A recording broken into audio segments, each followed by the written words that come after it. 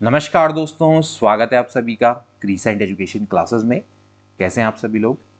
उम्मीद करते हैं सभी लोग हेल्दी होंगे और अच्छी प्रिपरेशन आपकी चल रही होगी। हमारी विशेष सीरीज दोस्तों स्टार्ट हो चुकी है, जिसमें दोस्तों आज हम आपके लिए प्रकृतिवाद यानी कि नेचुरलिज्म लेकर आए हैं। प्रकृतिवाद का शिक्षा पर क्या प्रभाव है, इसके बारे में भी दोस्तों हम जानेंगे। हमारी इस विशेष सीरीज में अभी तक हमने दोस्तों 4 क्लासेस अपलोड कर दी हैं, जिसमें आपको हमने फिलॉसफी के बारे में बताया, फिलॉसफी और एजुकेशन किस तरह से रिलेटेड है, और वेरियस फिलॉसफी का एजुकेशन पर क्या इम्पैक्ट पड़ रहा है, जिसमें हमने सबसे पहले आइडियलिज्म के बारे में पढ़ा था यानी कि आदर्शवाद और उसका शिक्षा से क्या संबंध है। इसके बाद हमने दोस्तों यथार्थवाद और शिक्षा के संबंध के बारे में पढ़ा, यथार्थवाद क्या होता है और उसका शिक्षा से क्या संबंध है और शिक्षा पर क्या इम्पैक्ट पड़ा उसका। आज ऐसे ही दोस्तों हम एक और दर्शन के बारे में बात करेंगे जो कि है प्रगतिवाद, और इसका शिक्षा में क्या इम्पैक्ट पड़ा है, यानी कि शिक्षा से ये किस तरह से संबंधित है। इसके बारे में दोस्तों आज हम डिटेल में चर्चा करेंगे। क्लासेस को हमेशा पूरा देखा करें, तभी जाके दोस्तों ये आपको 100% बेनिफिट देंगे। और इसके अलावा दोस्तों हम लास्ट में एमसीक्यू भी कराते हैं। मैंने कमेंट्स में देखा था कि कुछ छात्र बोल रहे थे कि सर एमसीक्यू भी करा दो, एमसीक्यू भी करा दो। तो वीडियो को दोस्तों आप पूरा देखा करें, अंत में एमसीक्यू भी रहते हैं, तो इसलिए हमेशा क्लास को पूरा देखा करें, उसके बाद फिर कमेंट किया करें। तो चलिए दोस्तों आज की क्लास को स्टार्ट करते हैं। वैल्यूएबल सेशन दोस्तों होने वाला है, ज़्यादा से ज़्यादा लोगों के बीच में शेयर करिएगा। तो चलिए आज की क्लास को स्टार्ट करेंगे। आज हम दोस्तों पढ़ने वाले हैं प्रकृतिवाद और शिक्षा के बारे में। सबसे पहले दोस्तों हमें प्रकृतिवाद के बारे में जानना पड़ेगा कि भाई एक्चुअली प्रकृतिवाद क्या है। Definition of naturalism. Just like दोस्तों अभी इससे पहले हमने जितने भी दर्शन पढ़े, चाहे वो आपका आइडियलिज्म था, आदर्शवाद था, या फिर यथार्थवाद था, रियलिज्म, और ऐसी दोस्तों प्रकृतिवाद, ये सारे के दोस्तों आपके पाश्चात्य दार्शनिक विचारधारा हैं। दोस्तों हमने सबसे पहला जो टॉपिक हमने आपको बताया था फिलॉसफी में दोस्तों हमने आपको बताया था कि भाई 2 दृष्टिकोण होते हैं, एक है भारतीय दृष्टिकोण और एक है वेस्टर्न दृष्टिकोण यानी कि वेस्टर्न कॉन्सेप्ट। तो वैसे ही दोस्तों जैसे नेचुरलिज्म है, ये भी आपकी पाश्चात्य दर्शन की विचारधारा है। यहाँ पर दोस्तों इसको डिफाइन किया गया है, बहुत आसान शब्दों में दोस्तों हमने डिफाइन किया है। प्रकृतिवाद पाश्चात्य दार्शनिक चिंतन धारा की वह विचारधारा है जो प्रकृति को दोस्तों मूल तत्व मानती है। तो यहाँ पर आप देख सकते हैं कि ये नेचर को बेसिक एलिमेंट्स मानते हैं और ये मानते हैं कि जो ब्रह्मांड है इसका निर्माण इसी बेसिक एलिमेंट से हुआ है। तो naturalism is the ideology of western philosophical thought which consider nature as the basic element and consider it to be creator and material cause of this universe. Okay? तो दोस्तों जब हम बात करते हैं प्रकृतिवाद की, तो प्रकृतिवाद और यथार्थवाद में काफ़ी सारे लोग इसको एक दूसरे से कोरिलेट करते हैं। इनमें थोड़ा सा डिफरेंस है दोस्तों। यथार्थवाद यानी कि रियलिज्म है, वो एक्चुअली क्या करता है, वो ये मानता है कि जो भौतिक जगत है वो सत्य है, जो हमारे सामने प्रेजेंट है वो सत्य है, और इसके अलावा ये जो आध्यात्मिक तत्व है उसको भी मानते हैं, लेकिन ये भौतिक जगत की सत्ता को स्वतंत्रता पूर्वक स्वीकार करते हैं। लेकिन जो प्रकृतिवादी हैं दोस्तों, ये एक्चुअली मानते हैं कि ये जो पूरा का पूरा ब्रह्मांड है वो प्रकृति के मूल तत्व से बना है और आध्यात्मिक संसार नाम की कोई भी जगह नहीं है। तो ये इनके बीच का दोस्तों आपका बेसिक डिफरेंस है, ठीक है ना। अब यथार्थवाद का जो स्टार्टिंग है वो कैसे हुआ, जैसे कि विभिन्न जो दार्शनिक है उन्होंने माना कि भैया जो हमारा ब्रह्मांड है वो अलग अलग चीज़ों से मिलकर बना हुआ है, ठीक है ना। कई लोगों ने माना कि भैया जो मूल तत्व है, जैसे मान लेते हैं, हम मानते हैं जैसे थेल्स हैं, थेल्स ने माना कि भैया जल से बना हुआ है। तो जल क्या है, एक्चुअली प्रकृति का ही मूल तत्व है। तो आप कह सकते हैं कि यहाँ से प्रकृतिवाद स्टार्ट हुआ। फिर इसके बाद दोस्तों आपके एनेक्सिस आए। इन्होंने ये माना कि जो हमारी सृष्टि है उसका मूल तत्व है वायु। अब वायु भी क्या है दोस्तों, प्रकृति का ही मूल तत्व है। इसी के बाद दोस्तों हेराक्लिटस आए, जिन्होंने अग्नि को सृष्टि का मूल तत्व माना। तो अग्नि को सृष्टि का मूल तत्व है, तो इसका मतलब ये जो अग्नि है दोस्तों ये भी क्या है, प्रकृति का एक मूल तत्व है। तो आप देख सकते हैं कि दोस्तों किस तरह से जो ये नेचुरलिज्म है ये किस तरह से दोस्तों स्टार्टिंग में डेवलप हुआ होगा, ठीक। लेकिन एक स्वतंत्र दर्शन के रूप में प्रकृतिवाद का जो विकास है दोस्तों वो 15वीं शताब्दी में हुआ था, जिसमें मेन है दोस्तों Comte, Bacon, Hobbes, Darwin, Lamarck, ठीक है ना। ये दोस्तों इसके पूर्व विचारक माने जाते हैं। तो स्वतंत्र दर्शन के रूप में दोस्तों इसका जो विकास है वो 15वीं शताब्दी में हुआ था, ये आपने दोस्तों ध्यान रखना है, ठीक है। हालांकि इसका जो बीजारोपण है दोस्तों पहले ही हो चुका था, लेकिन स्वतंत्र दर्शन के रूप में the development of naturalism as a independent philosophy begin only in the 15th century. तो इसमें काम्टे हैं, बेकन है, हॉब्स है, डार्विन है, लेमार्क है, ये दोस्तों इसके पूर्व विचारक माने जाते हैं। ठीक है, लेकिन जो इसका बहुत तेजी से, जब हम कहते हैं कि इसका जो बहुत तेजी से उदय हुआ, वो एक्चुअली दोस्तों 18वीं शताब्दी में हुआ, क्योंकि 18वीं शताब्दी के उत्तरार्ध में दोस्तों वहां पर आए रूसो। तो रूसो को ही दोस्तों मेनली प्रकृतिवाद का इंपॉर्टेंट फिलोसफर दोस्तों माना जाता है, और यहीं से दोस्तों आप कह सकते हैं कि प्रकृतिवाद को एक तरह से नई दिशा मिली, और यहीं पर से प्रकृतिवाद का सबसे ज्यादा डेवलपमेंट हुआ है। ठीक है, तो रूसो के टाइम पे ही 18वीं शताब्दी में जो प्रकृतिवाद है वो बहुत दोस्तों, ये जो विचारधारा है वो बहुत ज्यादा दोस्तों क्या हुई, डेवलप हुई और लोगों के सामने आई। इसके बाद देखिए जो रूसो हैं उन्हीं के विचार दोस्तों यहाँ पर दिखते हैं प्रकृतिवाद में। तो रूसो ने तत्कालीन समाज और राज्य की कटु आलोचना की और मनुष्य को प्राकृतिक जीवन जीने की सलाह दी थी।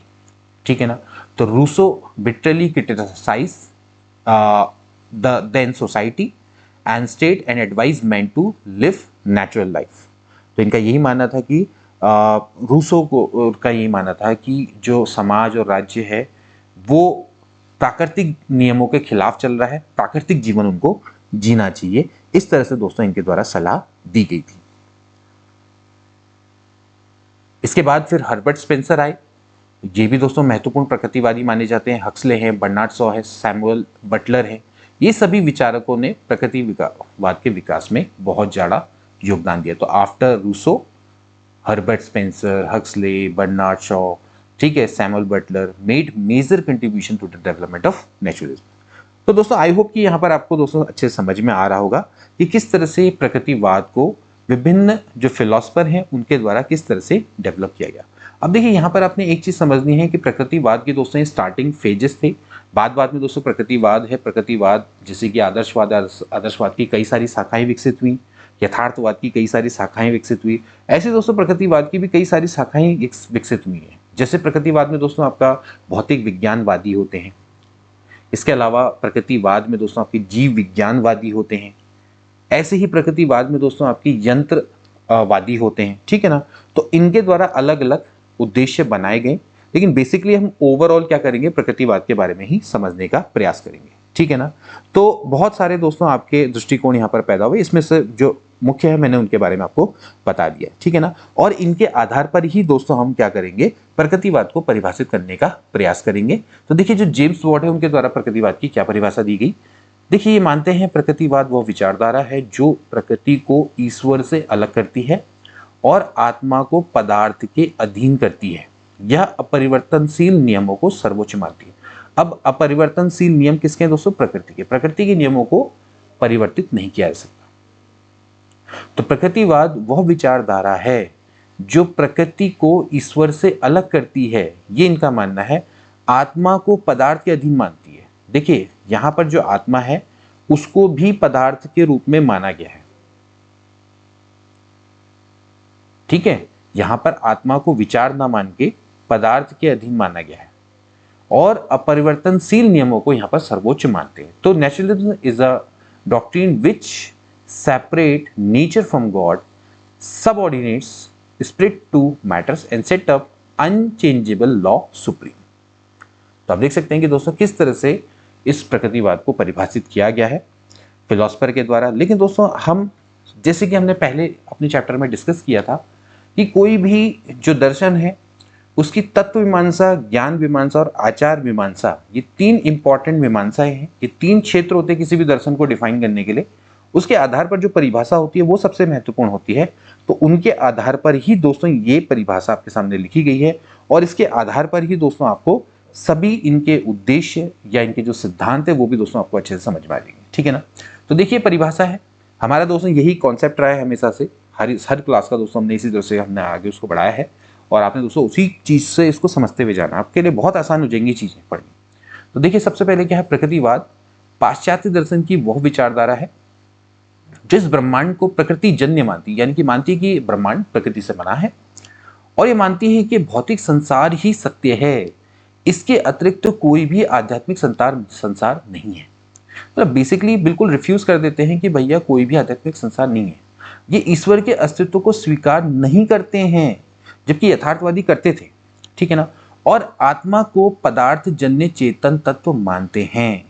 तो ये आप समझ सकते हैं दोस्तों कि आत्मा को ये पदार्थ से बना हुआ चेतन तत्व मान रहे हैं, ठीक है ना। तो आप देख सकते हैं कि दोस्तों किस तरह से जो यथार्थ जो आपके प्रकृतिवादी हैं वो किस तरह से मान रहे हैं, इस चीज को आप किस तरह से डिफाइन कर रहे हैं, ठीक है ना। तो बेसिकली कई सारी दोस्तों जिससे खोज हुई हैं उससे ही दोस्तों क्या है कि प्रकृतिवाद आपका डेवलप होता गया और इसकी जो डेफिनेशन है वो बनती चली गई। तो यहाँ पर दोस्तों यही है कि ये क्या कर रहे हैं, ये आत्मा को पदार्थजन्य चेतन तत्व मान रहे हैं, ठीक है ना। इसके अलावा यह प्रतिपादन करते हैं कि मनुष्य जीवन का उद्देश्य सुखपूर्वक जीना है, जो प्राकृतिक जीवन जीने अर्थात प्रकृति के अनुकूल जीने द्वारा ही प्राप्त किया जा सकता है। तो आप देख सकते हैं कि इनका उद्देश्य और यथार्थवादियों का उद्देश्य तो सेम है, बट जो रास्ता है वो अलग अलग है। ये मानते हैं कि भाई आप प्राकृतिक जीवन जियो, प्रकृति के अनुकूल जियो, तभी जाके आपका जो जीवन है वो सुखमय होगा। और ये प्रकृति को या हमारे ब्रह्मांड को प्रकृति जन्य मानते, प्रकृति ने इसको बनाया है। ये भौतिक संसार ही सत्य है, जो हमें दिखाई देता है वही सत्य है, कोई आध्यात्मिक संसार नहीं है। ईश्वर के अस्तित्व को स्वीकार नहीं करते हैं, आत्मा को पदार्थ जन्य चेतन तत्व ये मानते हैं, ठीक। तो आप देख सकते हैं कि किस तरह की इनकी आइडियोलॉजी है। तो आप इस बार इंग्लिश में भी इसको देख लीजिए, naturalism is the ideology of western philosophy which consider the universe to be born from the nature and believe that the physical world is the only truth and there is no spiritual world apart from it. It does not accept the existence of God and consider the soul as a conscious element born of matter and propounds that the purpose of human life is to live happily, which can be achieved by living a natural life यानी कि living in accordance with the law of nature, you can say, ठीक है ना। तो इस तरह से आप इसको समझ सकते हैं। इसके बाद अब देखिए प्रकृतिवाद के फंडामेंटल प्रिंसिपल बहुत आसान है, तो हम अब देखिए जो डेफिनेशन है उसकी मदद से इसको आसानी से समझ सकते हैं। तो देखिए प्रकृतिवाद के यहाँ पर मूल सिद्धांत दोस्तों दिए गए हैं, जिससे आपको दोस्तों बहुत आसानी से समझ में आ जाएगा। तो देखिए पहला सत्य क्या है या इनका पहला प्रिंसिपल क्या है, यह ब्रह्मांड एक प्राकृतिक रचना है, यानी कि this universe is a natural creation. Basically जो ये पूरा हमारा ब्रह्मांड है ये आपका प्रकृति के तत्वों से बना है, ये प्रकृति ने बनाया है, ये पदार्थों और पदार्थों के संयोग से मिलकर बना है, ठीक है। जैसे भैया यहाँ पर जो भी संयोग होता है या जो भी यहाँ पर अगर विघटन होता है, ठीक है, जब कोई पदार्थ या बनता है, कोई चीज़ बनती है तो कैसे बनते हैं, पदार्थों के संयोग से। यहाँ पर परमाणुवाद भी दोस्तों काफ़ी विकसित हुआ था, क्योंकि ये माना गया भैया 18वीं शताब्दी में आपने देखा कि भैया आगे जाके भैया जो माना गया कि भैया जो हमारा जो पूरी प्रकृति है या फिर कोई भी चीज़ है वो छोटे छोटे परमाणु से मिलकर बनी हुई है, ठीक है ना। तो परमाणुवाद दोस्तों उसको बोला गया। तो बेसिकली वही चीज़ है कि ब्रह्मांड एक प्राकृतिक रचना है, universe is a natural creation. और जब दोस्तों कोई भी चीज़ बनती है तो वो पदार्थों के संयोग से मिलती है, यानी कि छोटे छोटे परमाणु जब मिलते हैं तो फिर बड़ी चीज़ बनती है, और जब उसका विघटन होता है तो वो चीज़ क्या होती है, समाप्त हो जाती है, ठीक। लेकिन ये सब क्या होता है, प्रकृति के नियमों के अनुसार होता है, ठीक है। इसको बनाने वाली और बिगाड़ने वाली दोनों की दोनों कौन है, प्रकृति है। जैसे पानी से बर्फ बनता है, फिर बर्फ से दोबारा पानी बन जाता है, तो ये क्या है, प्राकृतिक परिवर्तन है। ऐसे जैसे बीज है, बीज से पौधा बनता है, पौधे से फिर बीज बन जाता है, तो फिर अगेन दोस्तों क्या है, ये प्राकृतिक नियम है। तो सब कुछ प्रकृति के नियमों के अनुरूप होता है। इसके बाद अगला देखेंगे, यह भौतिक संसार ही सत्य है, इससे परे कोई भी आध्यात्मिक संसार नहीं है। This material world is the only truth and there is no spiritual world beyond it. तो ये इनका बहुत आसान सा नियम है, भौतिक संसार को ही ये सत्य मानते हैं। इनका सिंपल सा बात है कि जिनको हम इंद्रियों के द्वारा देख पा रहे हैं वही सत्य है, इसके विपरीत जिनको हम प्रत्यक्ष नहीं कर पा रहे, जिसको हमने देखा नहीं, उसको हम नहीं मानते, ठीक। इसके बाद अगला देखिए, आत्मा पदार्थ जन्य चेतन तत्व है, यानी कि soul is a conscious element born from the matter. अब आइडियोलॉजिस्ट जो मतलब आदर्शवादी हैं वो तो जनरली मानेंगे कि भाई आत्मा का क्या किस तरह से डिफाइन करोगे, ठीक है ना। अब इनका स्पष्टीकरण क्या है कि भैया पदार्थ परमाणु के संयोग से मिलकर बना है, जो कि अभी मैंने बताया कि भाई परमाणुवाद भी चल रहा था उस समय पे। और परमाणु में हमेशा क्या होती है, क्रियाशीलता होती है, मतलब वो एक्टिव होते हैं, ठीक है। अब यही कारण है कि चाहे आपका पौधा हो, चाहे जीव हो, चाहे मनुष्य, उसी कारण ही चेतन का विकास होता है, ठीक है। और इस चेतन तत्व को आदर्शवादी आत्मा मानते हैं और जो प्रकृतिवादी हैं उसको चेतन तत्व मानते हैं। यानी कि इस समय पर जो प्रकृतिवादी हैं वो बेसिकली इसको कह रहे हैं कि भैया ये एक चेतन तत्व है, और आदर्शवादी उसको आत्मा मान रहे हैं। समझ रहे ना?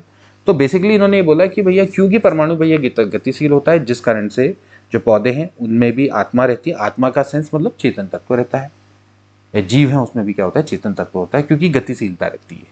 ठीक, तो ये इनका आत्मा को डिफाइन करने का तरीका है अपने शब्दों में। इसके बाद अगला, मनुष्य संसार की सर्वश्रेष्ठ रचना है। देखिए सभी लोग मनुष्य को सर्वश्रेष्ठ रचना मानते हैं, चाहे वो आइडियोलॉजिस्ट हो यानी कि आदर्शवादी हो, या फिर कोई रियलिस्टिक्स हो यानी कि यथार्थवादी, और ये भी मतलब कि प्रकृतिवादी भी। बस ये मानते हैं कि मनुष्य पूर्ण तो नहीं है, अपने आप में पूर्ण तो नहीं है, पर उसमें क्या है, बुद्धि है। ठीक है ना? बुद्धि है, तो इस कारण से वो क्या है, संसार की सर्वश्रेष्ठ रचना है। ठीक है ना? अब इसमें अलग अलग है। देखिए जैसे प्रकृतिवाद में हम भौतिक विज्ञानवाद की बात करेंगे तो वो ये मानते हैं कि भैया जो मनुष्य है वो संसार का सर्वश्रेष्ठ पदार्थ है, जबकि जीव विज्ञानी मानेंगे कि भैया संसार का सर्वोच्च पशु है। ठीक है ना? तो इस तरह से दोस्तों आप देख सकते हैं कि यहाँ पर जो मनुष्य है वो उसको संसार की बेस्ट क्रिएशन माना गया है। So man is the best creation of the world. ये सभी एक जैसे हैं, मतलब ये यहाँ पर तीनों के तीनों दर्शनों का सेम है। इसके बाद मानव विकास एक प्राकृतिक क्रिया है। इनका सिंपल सा ही मानना है कि जो मानव का डेवलपमेंट होता है वो एक नेचुरल प्रोसेस है। ठीक है, तो नेचुरल प्रोसेस को माना गया। इसके बाद मनुष्य जीवन का उद्देश्य सुखपूर्वक जीना है, यानी कि purpose of human life is to live happily. सुखपूर्वक जीना ही मनुष्य के जीवन का उद्देश्य है। मनुष्य के जीवन का कोई अंतिम उद्देश्य नहीं है, ना ही सेल्फ रिलाइजेशन, ना ही कोई अन्य चीज। मनुष्य के जीवन का उद्देश्य सुखपूर्वक जीना है। ठीक है ना? अब सुखपूर्वक वो कैसे जिएगा? जब वो प्राकृतिक जीवन जिएगा। तो प्राकृतिक जीवन जीना उत्तम है, यानी कि प्रकृति के नियमों का पालन करो। ठीक है, तो प्रकृति के नियमों का पालन करो तो अपने आप ही दोस्तों क्या होगा, सुखपूर्वक जीवन जिएगा। सभ्यता और संस्कृति में फंसा रहेगा तो मनुष्य हमेशा दुखी रहेगा, यानी कि प्रकृति से दूर हो जाएगा और उसका जो जीवन है वो अपने आप ही दुखी रहेगा, वो हमेशा सैड रहेगा। तो बेसिकली उसको सुखपूर्वक अगर जीवन जीना है तो प्राकृतिक जीवन जिए, वो बेस्ट है। ठीक है ना? इसके बाद अगला है, प्राकृतिक जीवन में सामर्थ्य, समायोजन और परिस्थितियों का नियंत्रण महत्व है, यानी कि strength, adjustment and control over circumstances are important in natural life. अब देखिए अगर मान लेते हैं अगर किसी व्यक्ति को सुखपूर्वक जीवन जीना है, ठीक, तो सबसे पहले उसको अपने जीवन की रक्षा करने की सामर्थ्यता उसमें होनी चाहिए, यानी कि स्ट्रेंथ उसमें होनी चाहिए। पहले तो जीवन को बचाओ, जीवन तो तब जियोगे जब जीवन बचेगा ना, तो पहले अपने जीवन को रक्षा करने की सामर्थ्य होनी चाहिए। उसके बाद फिर उसको अपने प्राकृतिक वातावरण से समायोजन करना है, यानी कि सेकंड स्टेप उसका क्या होना चाहिए, समायोजन का होना चाहिए। ठीक है, और फिर उसके बाद उसमें परिस्थितियों में नियंत्रण करने की शक्ति होनी चाहिए। तो अगर उसमें ये सारी शक्तियां नहीं है तो फिर मनुष्य के लिए मुश्किल है यहाँ पर सर्वाइव करना। तो ये इनके जो मूल फंडामेंटल प्रिंसिपल हैं वो यहाँ पर दिए गए। इसके अलावा इन्होंने माना है कि राज्य केवल व्यवहारिक सत्ता है। ठीक, व्यवहारिक सत्ता है, और यहाँ पर जो शासन है, शासन में एक व्यक्ति का राज ना होकर जो जनता है, जनता के शासन की यहाँ पर बात की गई है। ठीक, the state is only practical authority. तो आप समझ सकते हैं कि यहाँ पर जो प्रकृतिवाद हैं उनके क्या फंडामेंटल प्रिंसिपल है। अब हम दोस्तों बात करेंगे प्रकृतिवाद और शिक्षा के बारे में, किस तरह से नेचुरलिज्म ने एजुकेशन को इफेक्ट किया है। ठीक, अब देखिए जो प्रकृतिवाद है उसका जन्म आदर्शवादी विचारधारा की प्रतिक्रिया के रूप में हुआ। प्रतिक्रिया का मतलब ये है कि ये इसने रिएक्शन दिया, मतलब एक तरह से जो आइडियलिस्टिक थे उनकी आइडियोलॉजी पर रिएक्शन दिया है प्रकृतिवाद ने। ठीक, प्रकृतिवाद एक तरह से कई जगह पर आदर्शवादियों के अगेंस्ट में है, इसलिए उसको क्या बोला गया है, रिएक्शन बोला गया है। ठीक है, अब देखिए यहाँ पर प्रकृतिवाद और शिक्षा के बारे में दोस्तों हम यहाँ पर समझेंगे ये किस तरह से जो प्रकृतिवाद है और शिक्षा है वो किस तरह से संबंधित है। जैसे कि हमारे जीव विज्ञानी प्रकृतिवादी जो है हर्बर्ट स्पेंसर, उन्होंने भी अपनी पुस्तक जैसे educational, intellectual, moral and physical में शिक्षा के क्रमबद्ध रूप से अपने विचार अभिव्यक्त किए गए। ठीक है ना? तो यहाँ पर हम समझेंगे कि क्या क्या है एजुकेशन के concept according to various naturalist या फिर वेरियस फिलोसफर। तो सबसे पहले दोस्तों हम बात करेंगे हर्बर्ट स्पेंसर, जो कि जीव विज्ञानी प्रकृतिवादी हैं और उसको मोर अगर हम देखें तो कौन से जीव विज्ञानी प्रकृतिवादी। तो इन्होंने देखिए क्या लिया, इन्होंने बोला है कि शिक्षा का अर्थ अंतः शक्तियों का बाह्य जीवन से समन्वय स्थापित करना है। इन्होंने सिंपली ये बोला है कि education means establishment of coordination between inherent power and outer life. इनके शब्दों में शिक्षा का अर्थ अंतः शक्तियों का बाह्य जीवन से समन्वय स्थापित करना है। तो इनके द्वारा दोस्तों इस तरह की डेफिनेशन दी गई, ठीक है ना। मतलब जो जीव विज्ञान प्रकृतिवादी हैं वो बेसिकली ये मानते हैं कि शिक्षा इस तरह की दो कि जो व्यक्ति है वो अपनी जीवन की रक्षा करने में समर्थ रहे और वो अपने जो पर्यावरण है उसके संग कोऑर्डिनेशन बिठा सके, ठीक है। तो यहीं पर यहां पर आप देख सकते हैं कि शिक्षा का अर्थ अंतः शक्तियों का बाह्य जीवन से समन्वय स्थापित करना है।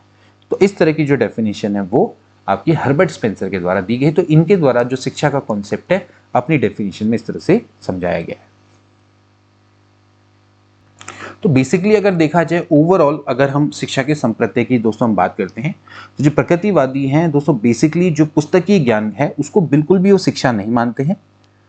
तो वास्तविक शिक्षा वही मानते हैं दोस्तों कि जो उनका प्रकृति के अनुकूल विकास करे और उनको जीवन को सुखमय बनाए, वही दोस्तों क्या है उनकी वास्तविक शिक्षा है। जो शिक्षा उनकी अंतः शक्तियों का विकास करे और उनका बाह्य जीवन यानी कि उनकी प्रकृति से कोऑर्डिनेशन स्थापित करे, वही उनके लिए कॉन्सेप्ट है एजुकेशन का। अब दोस्तों बात करेंगे हम शिक्षा के उद्देश्य के बारे में, क्योंकि जो दर्शन है उसकी तत्व मीमांसा शिक्षा के उद्देश्यों को बताती हैं। तो शिक्षा के जो उद्देश्य हैं दोस्तों क्या हैं, अब देखिए सबसे पहले मूल प्रवृत्तियों का मार्गांतीकरण और उदात्तीकरण, ठीक है, यानी कि channelisation and sublimation of basic tendencies. देखिए हमने ये बताया कि जो आपका प्रकृतिवाद है, प्रकृतिवाद ने यंत्रवाद को विकसित किया, यंत्रवादी जो प्रकृतिवाद है दोस्तों वो व्यवहारवादी मनोविज्ञान को जन्म देता है, ठीक है ना।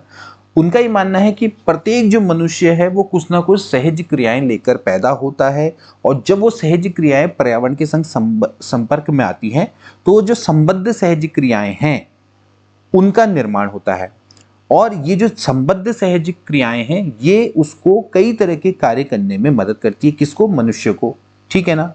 तो यहाँ पर जो आपके मैकडुगल हैं तो उनके द्वारा यही बोला गया है कि ये जो मूल प्रवृत्तियों का मार्गांतीकरण और उदात्तीकरण है वही शिक्षा का मेन उद्देश्य होना चाहिए। तो बेसिकली जो यंत्रवादी प्रकृतिवादी हैं वो मानव में उचित और उपयोगी संबद्ध सहज क्रियाएं को पैदा करने पर ज्यादा एम्फेसाइज करते हैं। तो इनको ही हम बोलते हैं मूल प्रवृत्तियों का मार्गांतीकरण और उदात्तीकरण, ठीक है ना। तो ये दोस्तों इसका पहला उद्देश्य माना गया है। इसके अलावा जीवन संघर्ष के लिए शक्ति एवं योग्यता का विकास, हमने पहले भी बताया कि शिक्षा कैसी होनी चाहिए कि जो मनुष्य को आत्मरक्षा दे और उसमें शक्ति का विकास करे, उसमें योग्यता का विकास करे, ठीक है ना। तो यहाँ पर वही है कि जो अलग अलग जैसे कि जीव विज्ञानवादी है ये ज़्यादातर इसको सपोर्ट करते हैं कि प्रत्येक प्राणी में जीने की इच्छा होती है, वो अपनी जीवन की रक्षा के लिए वातावरण से उसको सदैव संघर्ष करना पड़ता है। तो उस संघर्ष के लिए कौन तैयार करेगा उसको एजुकेशन क्या करेगी, डेवलप करेगी। तो जीवन संघर्ष के लिए शक्ति एवं योग्यता का विकास। इसके बाद मनुष्य को पर्यावरण के अनुकूल बनाए, adapting humans to the environment. हमेशा जो मनुष्य है उसको पर्यावरण के अनुरूप बनाना है और जब वो अपने पर्यावरण के अनुरूप हो जाएगा, परिस्थिति के अनुरूप हो जाएगा तो वो अपनी जीवन रक्षा करने में ही उतना सफल रहेगा, ठीक। तो जो शिक्षा है उसका उद्देश्य क्या है कि भाई मनुष्य को वो शक्ति वो प्रदान करे जिससे वो अपने पर्यावरण के अनुकूल अपने आप को बना सके, ठीक है। तो इसलिए दोस्तों यहाँ पर शिक्षा के उद्देश्य को मनुष्य को पर्यावरण के अनुकूल बनाना यहाँ पर रखा गया है। इसके अलावा मनुष्य को प्राकृतिक जीवन जीने योग्य बनाना, मनुष्य को प्राकृतिक जीवन जीने योग्य बनाना यानी कि कोई भी शिक्षा है उसका उद्देश्य यही होना चाहिए कि जो बालक है वो एक प्राकृतिक जीवन जीने योग्य बनाए, ठीक है ना। तो इस तरह से दोस्तों यहाँ पर आपने समझना है कि प्रकृति से छेड़छाड़ नहीं करना है, प्रकृति के नियमों का दोस्तों क्या करना है, पालन करना है। ठीक है, दूषित समाज से बालक को दूर करना है, उसको प्रकृति के पर्यावरण में रखना है। इसके अलावा शिक्षा का उद्देश्य पूर्ण जीवन की तैयारी होनी चाहिए। ठीक है ना भाई, पूर्ण जीवन जीने की तैयारी होनी चाहिए, ये दोस्तों इसका मेन उद्देश्य, प्रिपरेशन फॉर फुल लाइफ, यानी कि शिक्षा एक ऐसी होनी चाहिए जिससे कि आपका क्या हो, पूर्ण जीवन व्यक्ति जी सके। इसके अलावा दोस्तों उसमें जातीय गुणों का भी विकास करें, यानी कि डेवलपमेंट ऑफ एथनिक क्वालिटीज।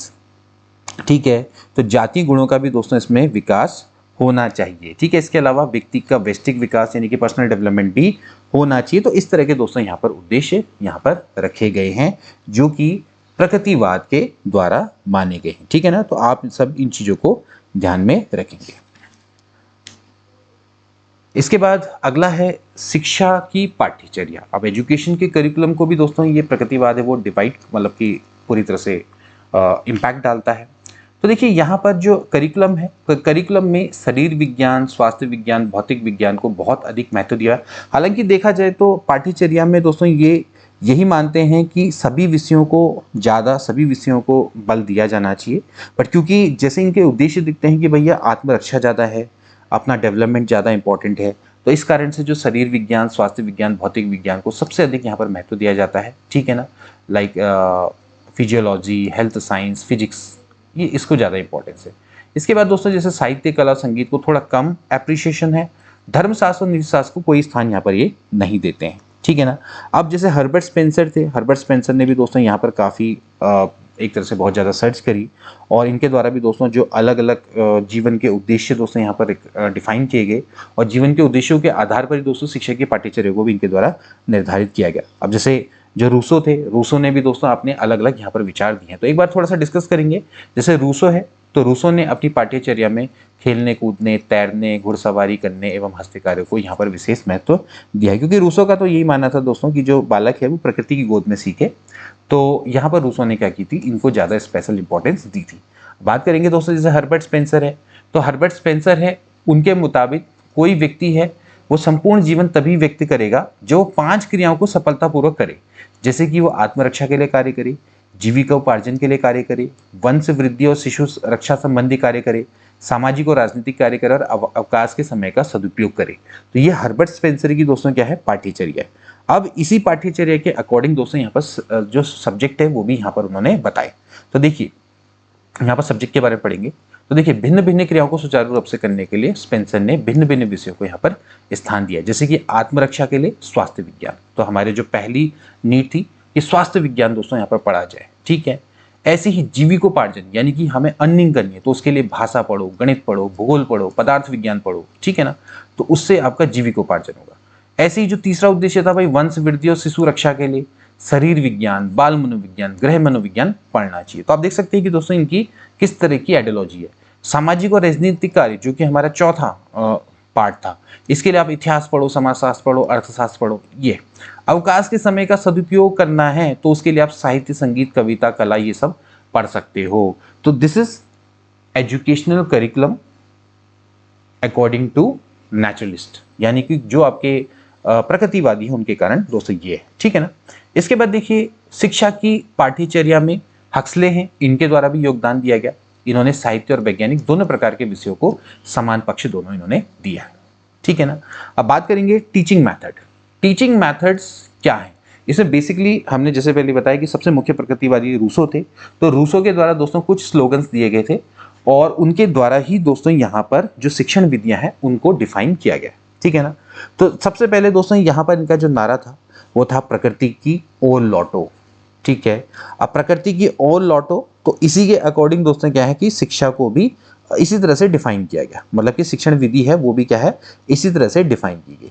ठीक, तो रूसो का पहला नारा क्या था कि दोस्तों कि आपको क्या करना है, प्रकृति की ओर लौटना है और प्रकृति के नियमों का पालन करना है। ठीक है ना, तो इसमें आपको क्या है स्वयं करके सीखना है और अपने स्व अनुभव से ही सीखना है। ठीक है ना, तो इसमें आप अपने स्वयं अनुभव से सीखो। ठीक, और अपने ही अनुभव मतलब कि आप अपने स्वयं करके सीखो, स्वयं अनुभव से सीखो।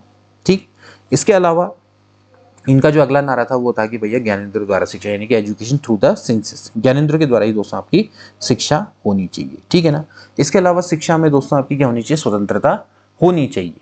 ठीक है ना, शिक्षा में आपकी क्या होनी चाहिए, स्वतंत्रता होनी चाहिए, यानी कि फ्रीडम इन एजुकेशन।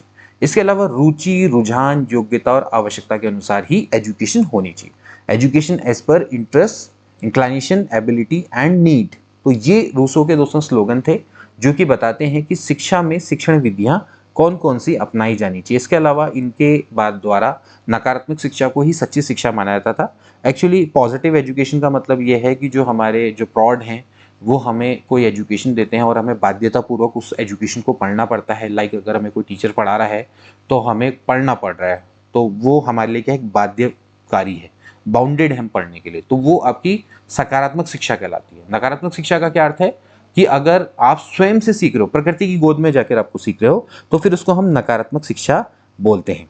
ठीक, तो इसी के अकॉर्डिंग आपकी क्या बनती है, आपकी शिक्षण विधियां भी बनती हैं। ठीक, इसके अलावा जो हर्बर्ट स्पेंसर है उनके द्वारा भी शिक्षण सूत्र दिए गए, उनके द्वारा बताया गया कि शिक्षक को सरल से जटिल की ओर, ज्ञान से अज्ञात की ओर, मूर्त से अमूर्त की ओर, अनिश्चित से निश्चित की ओर, प्रत्यक्ष से अप्रत्यक्ष की ओर, अनुभव से तर्क युक्त की ओर को चलना चाहिए। तो ये कुछ शिक्षण विधियां हैं जो कि प्रकृतिवाद के द्वारा दी गई हैं। तो आप इसको समझ सकते हैं कि प्रकृतिवाद किस तरह की विधियों का सपोर्ट करते हैं। इसके अलावा देखिए अन्य विधियां क्या क्या हैं, देखिए जैसे कि खोज विधि है।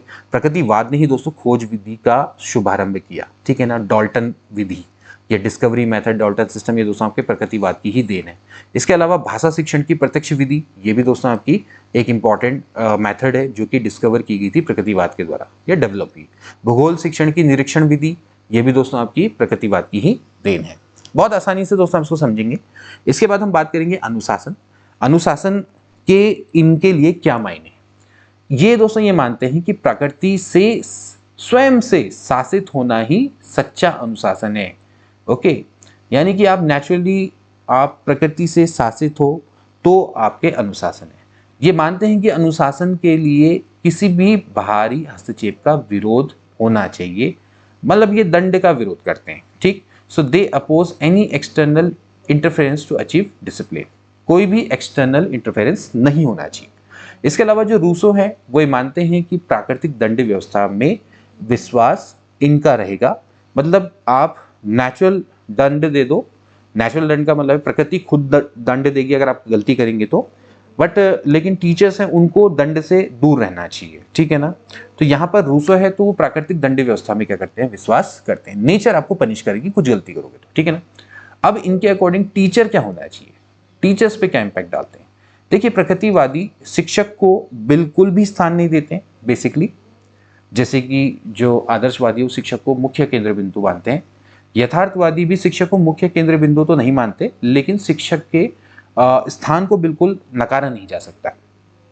वहां पर आदर्शवादी शिक्षक को ये मानते हैं कि भैया शिक्षक बिल्कुल संपूर्ण ज्ञानी है, बिल्कुल उसको एक आदर्शवाद की तरह है, वो एक आदर्श व्यक्ति है जिसको संपूर्ण नॉलेज है और उसको बच्चों के सामने उसी तरह से आदर्श की तरह बिहेव करना चाहिए ताकि बच्चे उसको देख के सीखें, क्योंकि वहां पर अनुकरण मेथड को ज्यादा इंपॉर्टेंस दी गई। अब यहाँ पर क्या है कि यहाँ पर प्रकृति की गोद में बच्चे को स्वयं सीखना है, तो शिक्षक ज्ञान देने वाला नहीं होना चाहिए, बल्कि वो बच्चों के लिए एक ऐसा पर्यावरण बनाए जिससे कि बालक का स्वाभाविक विकास हो सके। तो प्रकृतिवादी शिक्षक से इतनी आशा करते हैं कि वो बच्चों के स्वाभाविक विकास में सहायक करे, वो एक ऐसा एनवायरनमेंट वहां पर क्रिएट करे कि बच्चा खुद ही सीख ले, खुद ही उसका सेल्फ डेवलपमेंट हो जाए। तो naturalist consider the teacher not as the one who imparts knowledge but as the one who create the environment for the children. Naturalist expect only this much from the teacher, that he should help in the natural development of children. इसके बाद learner यानी कि शिक्षार्थी। शिक्षार्थी कैसा होना चाहिए, शिक्षार्थी का मतलब यह है कि सामाजिक पर्यावरण चाहे जैसा भी हो, परंतु विद्यालयों का पर्यावरण ऐसा होना चाहिए। देखिए यहाँ पर आपने समझना है कि ये आपका शिक्षार्थी से संबंधित ना हो के दोस्तों ये आपका विद्यालय होगा, यहाँ पर आपका विद्यालय होगा, इसको मैं थोड़ा सा करेक्ट कर लूँगा। शिक्षार्थी के बारे में तो दोस्तों आपका ये है कि प्रकृतिवादी हमने पहले बताया कि जो बालक है उसको ही शिक्षा का केंद्र मानते हैं, और इसलिए उनका ही मानना है कि जो बालक है उसके अकॉर्डिंग ही सारी की सारी शिक्षा व्यवस्था होनी चाहिए, ठीक है ना। जो बालक है वो शिक्षा को ग्रहण करने के लिए पैदा नहीं हुआ है, बल्कि बालक के लिए ही शिक्षा का निर्माण होता है, ये उनकी पूरी की पूरी सोच है। तो शिक्षार्थी को लेकर तो दोस्तों इनकी है कि ये इनके लिए केंद्र बिंदु है। यहाँ पर दोस्तों हम बात करें विद्यालय की, तो यहाँ पर ये विद्यालय होना चाहिए, थोड़ा सा इसको करेक्ट करेंगे। तो सामाजिक पर्यावरण चाहे जैसा भी हो, विद्यालय का पर्यावरण दोस्तों ऐसा होना चाहिए कि बच्चों में जब सीखने की इच्छा जागृत हो, तो जिसे मनुष्य अच्छाई के रूप में प्राप्त किया है, ठीक है ना। तो विद्यालय ऐसे स्थान होने चाहिए जहां पर बच्चों को अपना स्वाभाविक विकास करने में स्वतंत्र पर्यावरण मिल सके, ठीक है ना। तो विद्यालय बेसिकली क्या है कि जब उसको बच्चों में, मतलब कि जो विद्यालय है वो ऐसा सामाजिक पर्यावरण होना चाहिए, ठीक है ना, जहां पर मतलब कि आप इसको समझ लेंगे कि बच्चों के लिए एक ऐसा सामाजिक पर्यावरण होना चाहिए। मतलब यहाँ पर थोड़ा सा दोस्तों यहाँ पर गलत हो रखा है, इसको एक बार करेक्ट करेंगे, ये यहाँ पर बिल्कुल सही नहीं है, ठीक है ना। मतलब विद्यालयों का पर्यावरण ऐसा होना चाहिए कि बच्चों में जब सीखने की इच्छा जागृत हो और जिसे मनुष्य ने अच्छाई के रूप में प्राप्त किया है, मतलब इस तरह से ऐसा सामाजिक पर्यावरण वहाँ पर होना चाहिए, ठीक है ना। और विद्यालय ऐसा स्थान होना चाहिए कि जहाँ पर बालक को अपना स्वाभाविक विकास करने के लिए स्वतंत्र पर्यावरण मिल सके। मतलब कि आपने विद्यालय ऐसे स्थान बनाई कि जहाँ पर बच्चे का अपना स्वाभाविक विकास हो सके, उसको वहाँ पर स्वतंत्र पर्यावरण मिल सके, इस तरह का दोस्तों यहाँ पर होना चाहिए, ठीक है ना। तो इसको करेक्ट कर लेंगे दोस्तों थोड़ा सा। और इसके अलावा देखिए जो विद्यालय है उसमें सह शिक्षा के समर्थन था इसमें, और ये परीक्षाओं का दोस्तों क्या करते हैं, विरोध करते हैं। तो ये दोस्तों किसके अंतर्गत आएगा, ये विद्यालय के अंतर्गत आएगा। तो परीक्षा विद्यालयों में सह शिक्षा का समर्थन है और परीक्षाओं का दोस्तों ये क्या करते हैं, विरोध करते हैं, अपोजिशन टू एग्जामिनेशन, ठीक है। तो यहाँ पर दोस्तों इस तरह से, तो यहाँ पर देखिए लिखा गया है विद्यालय का, तो थोड़ा सा विद्यालय वाला उसी के अंतर्गत आ गया, तो उसको आप करेक्ट कर लेंगे। तो इस बार अब इसको दोबारा से नहीं देखेंगे, ठीक है। अब इस पर बेस दोस्तों हमारे कुछ वस्तुनिष्ठ प्रश्न देखेंगे, फटाफट से दोस्तों इसको करेंगे। प्रकृतिवादियों के अनुसार जो अंतिम सत्य है वो क्या है, तो अंतिम सत्य दोस्तों इनके लिए क्या है, नेचर है। तो B is the right option. इनके लिए प्रकृति ही इस ब्रह्मांड का मूल तत्व है, ठीक है ना। इसके बाद शिक्षा के पूर्ण जीवन की तैयारी के उद्देश्य के प्रतिपादक कौन है, मतलब यानी कि शिक्षा संपूर्ण जीवन के तैयारी वाली होनी चाहिए, तो हर्बर्ट स्पेंसर है। हमने इसके मुख्य उद्देश्य बताए थे, तो हर्बर्ट स्पेंसर दोस्तों इसका क्या हो जाएगा, राइट आंसर हो जाएगा, ठीक है। अगला देखेंगे,